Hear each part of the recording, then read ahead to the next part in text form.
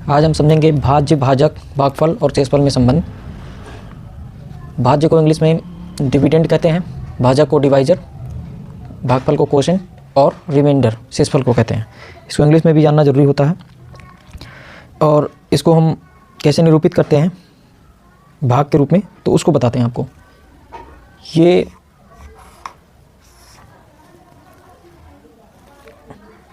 यहाँ पर आपका भाज्य होता है, यहाँ पर भाजक होता है और यहाँ पर भागफल। जो बच जाता है इस प्रोसेस के दौरान वो शेषफल होता है। इस प्रकार बाकी इसके आगे समझते हैं कि इनमें रिलेशन कैसे होता है, क्या होता है। जो भाज्य होता है, भाज्य बराबर भाजक, भाज्य बराबर भाजक गुणे भागफल प्लस रिमाइंडर यानी कि शेषफल रिलेशन होता है।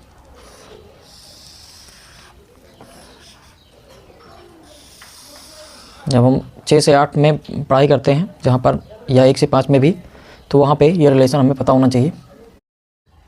तो भाज्य बराबर भाजक गुणे भागफल प्लस शेषफल ये होता है। अब इस पर हम कुछ क्वेश्चन देख लेते हैं कि किस प्रकार के क्वेश्चन आ सकते हैं, उसको समझते हैं।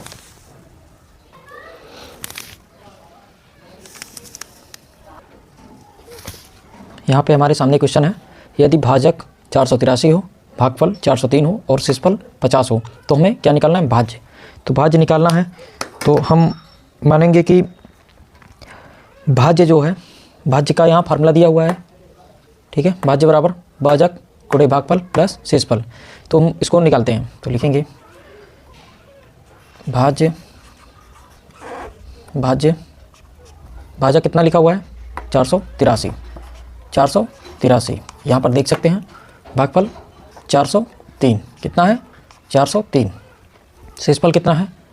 प्लस करेंगे, यहाँ पर शेषफल है 50। क्या है? 50। अब इसको हम मल्टीप्लाई करेंगे, तो मल्टीप्लाई करने पर हम देखेंगे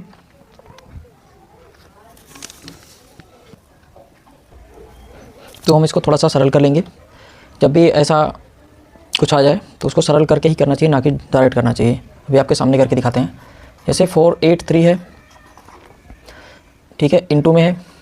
अब देखिए इंटू लगा दीजिए, इस अगर ब्रैकेट लग रहा है तो इसकी ज़रूरत नहीं है, ठीक है। तो हम क्या कर लेते हैं, ब्रैकेट लगा देते हैं सीधे डायरेक्ट। अब ये 403 को हम तोड़ देते हैं 400 में और 3 में। अभी देखिए कैसे आसान हो जाता है। ये बाकी 50 है। अब देखिए आगे, तो यहाँ पर हम समझेंगे इसका मल्टीप्लाई इसमें करेंगे तो कितना आएगा? ये 00, ठीक है। उसमें देखेंगे 4 3 12, 2 ये 3 9, ठीक है, ठीक है। अब इसका मल्टीप्लाई इसमें करेंगे, ये आपका आएगा 3 3 9, 3 8 24, 4 3 4 12 2 14। अब इसको जोड़ लेंगे। ये देखिए आपको बड़े गुणे से बड़ा गुणा करने के लिए, के से अवॉइड करने के लिए इसको किया गया है। इसको जोड़ लेंगे, ये जोड़ करके आएगा 194699। ये आपका आंसर हो गया। एक क्वेश्चन देखते हैं, यदि 17 में 3 से भाग करने पर शेषफल 2 प्राप्त होता है तो भागफल क्या होगा? तो हमें क्या निकालना है? भागफल। तो हम यहाँ मान लेते हैं, माना भागफल x है, ठीक है, x है। अब देखिए इस फार्मूले में रख देते हैं, भाज्य बराबर कितना है? 17। इसमें भाज्य क्या है? 17, क्योंकि ये इसमें भाग देने की बात हो रही है। जो भाज्य होता है उसी में भाग किया जाता है, इसकी डिफिनेशन भी है, ठीक है। तो यहाँ पर देखिए 17 जो है क्या है? भाज्य है। तो यहाँ पर लिख देते हैं बिल्कुल ऐसे ही। अच्छा, इसको बराबर चाहे इधर लिखे चाहे इधर लिखे, बात एक ही होती है, कोई ऐसे समस्या नहीं है। तो यहाँ पे 17 लिख दिए, इस फार्मूले में रखते हैं। भागफल आपका भाजक कितना है? 3 से जिससे भाग दिया जाता है वही भाजक होता है आपका। 3 ऐसे पहचानने का तरीका है। अब भागफल निकालना है तो भागफल के जगह पर हम क्या लिख देंगे? यहाँ पर x, ठीक है, ये x है और ये इंटू है, गुणा है, ठीक है। फिर प्लस आता है शेषफल, शेषफल यहाँ पर देखिए 2 लिखा हुआ है, सिंपल सा क्वेश्चन है, कोई दिक्कत नहीं होनी चाहिए। तो यहाँ पर थोड़ा सॉल्व करते हैं इसको। 17 इक्वल टू 3x प्लस 2। तो इसमें से अब देखिए दो, जब भी इक्वल टू के इधर का चीज़, इधर की संख्या इधर जाती है या इधर की इधर जाती है तो उसके चिन्ह बदल जाते हैं। प्लस रहेगा तो माइनस हो जाएगा, माइनस आएगा तो प्लस हो जाएगा। तो हम क्या करते हैं, पहले तो हम इसको व्यवस्थित कर लेते हैं। ये वाला पार्ट को सीधे जैसे बराबर के इधर के चीज़ को चाहे इधर लिखे चाहे इधर लिखे, बात एक ही होती है, बस उसको उसकी पोजीशन चेंज करने पर ही चिन्ह बदलते हैं। तो ये क्या करते हैं हम 3x प्लस 2 ऐसे लिख देते हैं बराबर 17। इसमें कोई अंतर नहीं है, दोनों पहले लाइन, इस लाइन में और इस लाइन में कोई अंतर नहीं है। अब आगे देखते हैं, इसे आपके समझने के लिए कर रहा हूँ ताकि आपको दिक्कत ना हो। 3x यहाँ हो गया 17 पहले से है, 2 को दूसरे साइड में ले जाएंगे इक्वल टू के, तो मैंने बोला था कि चिन्ह जो है क्या हो जाएगा, नेगेटिव हो जाएगा। अगर प्लस रहेगा तो माइनस होएगा, माइनस आएगा तो प्लस हो जाएगा। तो ये हो गया।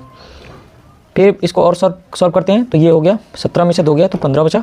अभी भी ये वही है। अब देखिए x की वैल्यू यहाँ पर निकालेंगे, ये हो गया 15। फिर से देखिए, अगर इधर से जैसे मैंने बोला कि अगर प्लस का चीज़ है तो माइनस होगा, माइनस का प्लस, माइनस रहेगा तो प्लस हो जाएगा। लेकिन यही चीज़ जब गुणा और भाग में होता है, लागू होता है, तो उसमें देखते हैं हम कि गुणा वाला चीज़ भाग में चला जाता है और भाग वाला चीज़ गुणे में चला जाता है। जैसे यहाँ पर ये 3 और x का आपस में रिलेशन गुणे का है, तो जब हम 3 को बराबर के इधर भेजते हैं, इधर भेजे हैं, तो हम क्या करेंगे, इसको माइनस माइनस नहीं होगा ना, माइनस प्लस नहीं होगा, ये क्या होगा, गुणे से भाग में चला जाएगा। तो 15/3, 15/3 यहाँ पर ये क्या हो गया, भाग में चला गया। इसको भाग देंगे तो ये कितना आएगा, 5 आएगा। कितना आएगा, 5। ठीक है, तो यही आपका क्या है, यही आपका भागफल है। ठीक है, अच्छा हम इसको चेक भी कर लेते हैं कि ये हम जो लाए हैं आंसर, क्या ये सही है, गलत है, क्या है, तो चेक कर लेते हैं। यहाँ पर देख लीजिए 17 आना चाहिए, भाज्य, ये कितना है, भाजक 3 है। ठीक है, भागफल कितना आया, 5, शेषफल 2, तो 3 × 5 = 15 और 2 = 17 हो गया। LHS बराबर RHS। ठीक है, तो ऐसे समझते हैं इसको। इस क्वेश्चन में देखते हैं, यदि 1050 में 160 से भाग देने पर शेषफल 90 प्राप्त होता है तो भागफल क्या होगा। ठीक है, तो इसमें भाज्य क्या है, जिसमें भाग दिया जाता है वो आपका भाज्य होता है 1050। भाजक क्या होता है, जिससे भाग दिया जाता है, जिस संख्या से भाग दिया जाता है वही आपका भाजक होता है 160। शेषफल क्या होता है आपका, शेषफल आपका पहले से यहाँ पे नोटिफाई कर रखा है, तो ये 90। ठीक है, अब देखते हैं इस फॉर्मूले में रखते हैं भाजक गुणे भागफल प्लस शेषफल इक्वल टू भाज्य। तो भाजक कितना आपका 160, कितना है 160। भागफल हमने यहाँ पर मान लिया, भागफल माना x। ठीक है, ठीक है, तो यहाँ x से मल्टीप्लाई कर दिया प्लस शेषफल, शेषफल कितना है 90, कितना है 90। अब भाज्य कितना है 1050। बस इसको सॉर्ट आउट करते हैं, 160x प्लस 90। ठीक है, यह 1050। जब भी बराबर के इधर देखिए, ये तो ये अचर होता है, जो संख्या होती है वो अचर होता है। ठीक है, नॉन वेरिएबल, और जो x y z जो भी हम मानते हैं वो क्या होता है, वेरिएबल होता है, इसको चर कहते हैं।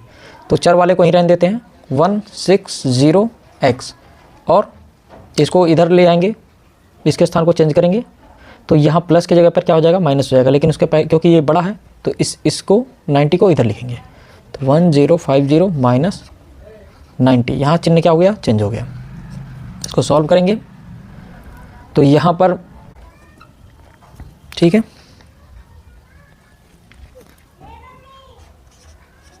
अब इधर देखते हैं आगे। देखिए यहाँ x की वैल्यू निकालेंगे, 960 अपान में 160, वो आपका है, ये गुणे में है तो यहाँ पर भाग में चला जाएगा। देखिए 0 से 0 कैंसिल, और 16 छक्का 96, तो कितना आया 6। भागफल कितना आया 6 आ गया। यही आपका भागफल है, यही आपका आंसर है।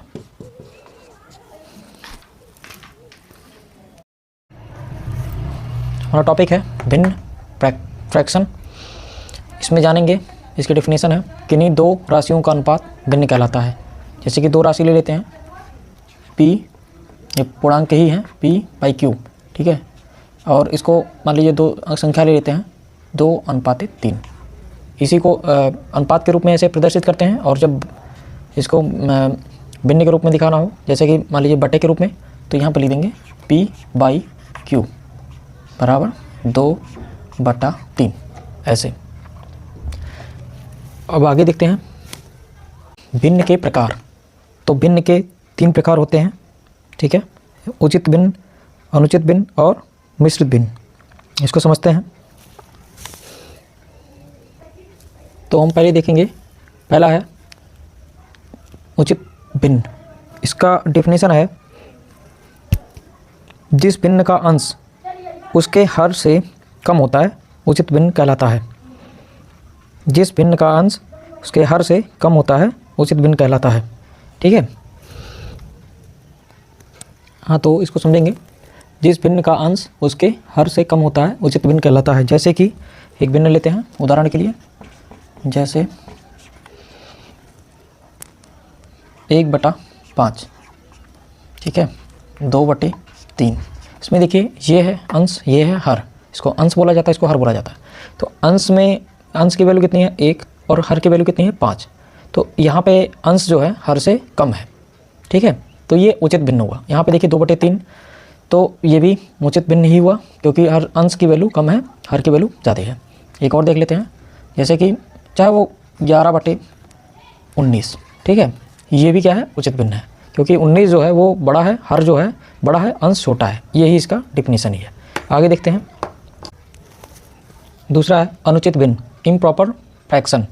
ऐसे भिन्न जिनका अंश उसके हर से क्या होता है, हर से बड़ा होता है, ठीक है, हर से बड़ा होता है, वो क्या होता है, अनुचित भिन्न होता है।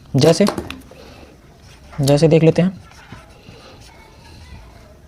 11/9, ये क्या कह रहा कि हर से बड़ा होता है क्या, अंश। तो ये हर है, इसको हर बोलते हैं, ठीक है। ये क्या है, अंश। ये क्या हुआ, अंश जो है वो बड़ा है हर से, तो ये अनुचित भिन्न होता है। किसी भी संख्या में जब निरूपित करते हैं तो इस फॉर्म में नहीं निरूपित करते हैं, इस फॉर्म में करते हैं। नहीं तो अगर इसमें नहीं हो पाता है तो जो मिक्स्ड अगला जो हमारा भिन्न मिश्रित भिन्न, उसमें हम व्यक्त करते हैं भिन्नों को। आगे देखते हैं भिन्नों के प्रकार में तीसरा भिन्न जो है मिश्रित भिन्न। इसमें क्या है, इसमें उचित भिन्न और अनुचित भिन्न का क्या होता है, सम्मिश्रण होता है, ठीक है। इसका डेफिनेशन जानेंगे। जब मिश्रित भिन्न को देखते हैं, जब अनुचित भिन्न को भाग देकर पूर्णांक और उचित भिन्न के रूप में लिखा जाता है तो वह क्या कहलाता है, मिश्रित भिन्न कहलाता है, ठीक है। अब इसको समझेंगे। जैसे कि कोई आपका अनुचित भिन्न है, उसको ले लेते हैं यहाँ पर, इसको समझते हैं। जैसे कि आपका 6/5, ठीक है, यह क्या है आपका, ये अंश 6 है और हर 5 है।